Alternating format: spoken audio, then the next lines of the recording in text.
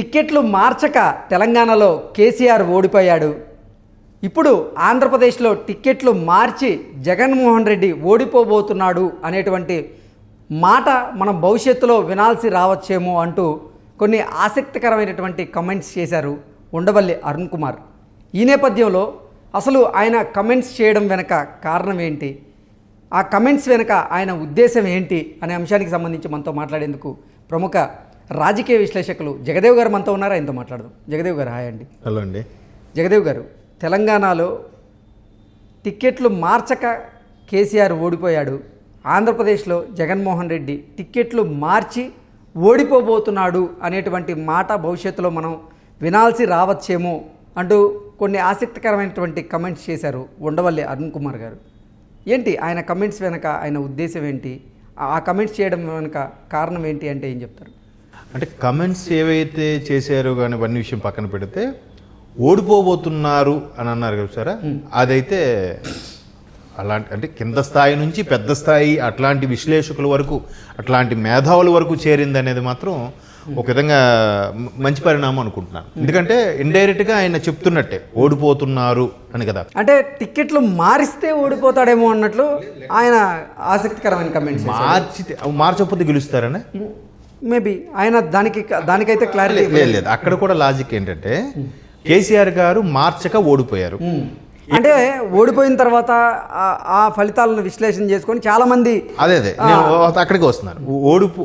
మార్చక ఓడిపోయారు కేసీఆర్ గారు. ఈయన మార్చి ఓడిపోయాడు అని మాట్లాడుకుంటాం ఫ్యూచర్లో అని చెప్తున్నారు ఈయన. ఇప్పుడు మార్చకపోతే గెలుస్తారు అని ఏమైనా చెప్పగలుగుతారా? లేదు కదా. అల్టిమేట్గా ఎక్కడైనా అక్కడైనా ప్రభుత్వ వ్యతిరేకతే కాన్సెప్ట్ కదా. ప్రజలు ఇక్కడ 10 ఏళ్ళు కేసీఆర్ గారు పరిపాలించిన తర్వాత ఒక మార్పు కోరుకున్నారు, కొత్తదనం కోరుకున్నారు, బంగారు తెలంగాణ సాకారం అనుకున్నారో లేదా తెలంగాణ ప్రకటించిన కాంగ్రెస్తోనే బంగారు తెలంగాణ సాధ్యం అనుకున్నారో కానీ ఆ వ్యతిరేకత కనబడింది. అలాగే పూర్తి స్థాయిలో కనబడింది నేను చెప్పట్టే. వ్యతిరేకత కనబడింది కాబట్టి కాంగ్రెస్కి 64 సీట్ల మెజార్టీ వచ్చింది. అక్కడ కూడా మంచి ప్రతిపక్షమే బీఆర్ఎస్ 39 సీట్లతో. సో మొత్తానికి గెలిచింది ఏంటి? ప్రభుత్వ వ్యతిరేకత అనేది గెలిచింది కదా. మిగతా స్థానాల్లో చాలా స్థానాల్లో సెకండ్ ప్లేస్, థర్డ్ ప్లేస్ రావచ్చు కాక, కాదనట్లేదు. కాకపోతే ప్రభుత్వ వ్యతిరేకత అనేది అంటే ప్రజల తీర్పు, తెలంగాణ ప్రజల తీర్పు అనేది అల్టిమేట్. ఇప్పుడు అక్కడ కూడా ఆంధ్ర ప్రజల తీర్పు అనేది అల్టిమేట్. ఇప్పుడు ఇదే పోనీ మార్చకుండా వెళ్ళారు అనుకోండి. మార్చకుండా వెళ్తే పీకే గారు ఏదైతే రిపోర్ట్ ఇచ్చారో దాని ప్రకారం, సర్వే ప్రకారము మ్యాక్సిమం సిట్టింగ్ ఎమ్మెల్యేలు అందరూ ఎక్కువ మంది ఓడిపోయే అవకాశం ఉంది, డిపాజిట్ కూడా దక్కవని ఇదే ప్రశాంత్ కిషోర్ గారు రిపోర్ట్ ఇచ్చినట్టు కూడా మనం వార్తల్లో చూసాం. అవునా, ఇస్తున్నారని. అందుకే ఇతను తీసుకున్న రిపోర్ట్ని బేస్ చేసుకొని ఆయన కొత్తగా అభ్యర్థులు మారుస్తున్నారని కూడా చూసాం. సో అక్కడికి ఓడిపోతారు అని ఉన్నప్పుడు గెలిచిన అదే రిజల్టు, మార్చిన అదే రిజల్టు, మార్చకపోయినా అదే రిజల్ట్. నెక్స్ట్, ఇప్పుడు ఆల్రెడీ సిట్టింగ్ ఎమ్మెల్యేలు వీళ్ళందరూ 5 ఏళ్లుగా ఎంతో కొంత known persons to the people కదా. ప్రజాస్వామ్యంలో ఉన్న వ్యక్తులు, ప్రజాస్వామ్యానికి ప్రజలకి బాగా చేరువుగా అట్లీస్ట్ ఎమ్మెల్యేగా గెలిచారు కాబట్టి బాగా దగ్గరైన వ్యక్తులే. వీళ్ళని కాకుండా ఎవరికి ఇస్తారు? ఆల్మోస్ట్ ఆల్ 151 సీట్లు అంటే వైఎస్ఆర్సీపీలో ఎక్కువ మంది ఆల్మోస్ట్ ఆల్ లీడర్స్ అందరూ కూడా పదవిలో ఉన్నట్టేగా. ఇంకా కొత్త వాళ్ళకి ఎవరికి ఇస్తారు అంటే నెక్స్ట్ లెవెల్ వాళ్ళకి ఇస్తారా? నెక్స్ట్ లెవెల్కి అంత క్రేజ్ ఉందా?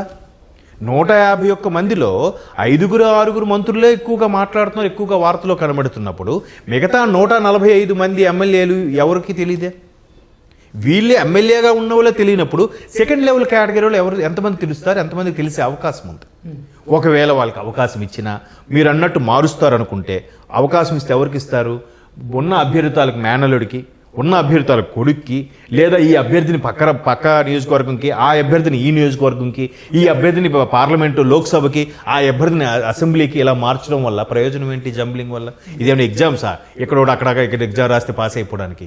అంటే ప్రభుత్వ అధికారుల ట్రాన్స్ఫర్ చేయడానికి? Yes, there you are correct. మంచి మాట చెప్పారు, అంతే కదా.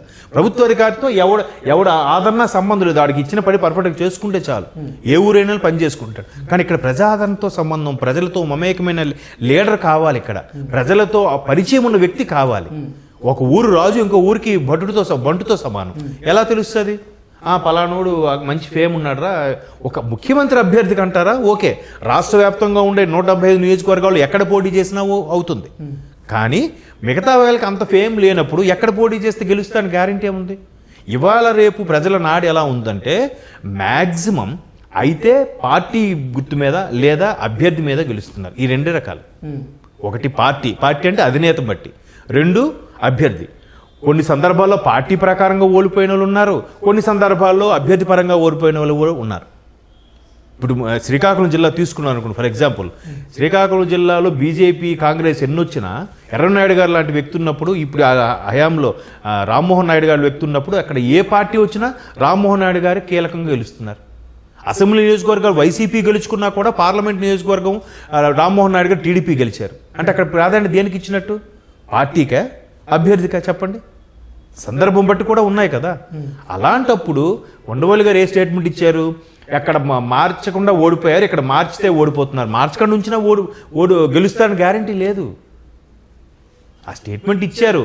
ఆ స్టేట్మెంట్లో నేనైతే తీసుకునేది ఏంటంటే మార్చినా మార్చకపోయినా ఓడిపోతారు అనేది కామన్ పాయింట్. అది ఆయన నోటితో ఇండైరెక్ట్గా చెప్పేశాడు. అంటే డైరెక్ట్గా ఇలా చెప్తే బాగోదనో ఏంటో. ఎందుకంటే రాజశేఖర రెడ్డి గారికి మంచి మిత్రుడు, పైగా కాంగ్రెస్లో బాగా సీనియర్ నేత, జగన్ గారితో కూడా మంచి సత్సంబంధాలు ఉన్న వ్యక్తి, విజయమ్మ గారితో కూడా మంచి సత్సంబంధాలు ఉన్న వ్యక్తి కాబట్టి అలా ఓడిపోతారని చెప్పలేక ఇలా చెప్పారేమో నేను అనుకుంటున్నాను. కేసీఆర్ మార్చక ఓడిపోయారు, ఈయన మార్చినా ఓడిపోతారని ఫ్యూచర్లో చెప్పుకుంటామనంటే ఖచ్చితంగా ఓడిపోతారు అని అనలేక ఇలా అన్నారేమో, దాన్ని ఇలా మార్చి చెప్పారేమో. ఎందుకంటే ఆయన మంచి వక్త, మంచి మేధావి ఉండవల్లి గారు కదా, మంచి ట్రాన్స్లేటర్.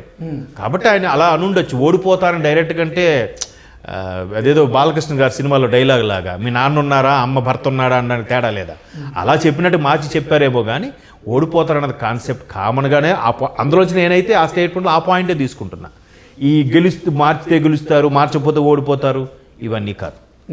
అల్టిమేట్గా ఓడిపోతారు అనేది మాత్రం అది వాస్తవం. ఆ పాయింట్ తీసుకొని ఇక్కడ ప్లస్ చేసుకుంటే బాగుంటుంది మిగతా ప్రతిపక్ష వాళ్ళు కూడా. ఓకే, మొన్నటి వరకు జగన్మోహన్ రెడ్డిని వెనకేసుకొచ్చినటువంటి ఉండవల్లి అరుణ్ కుమార్ సడన్గా యూటర్న్ చేసుకోవడానికి కారణం ఏంటి?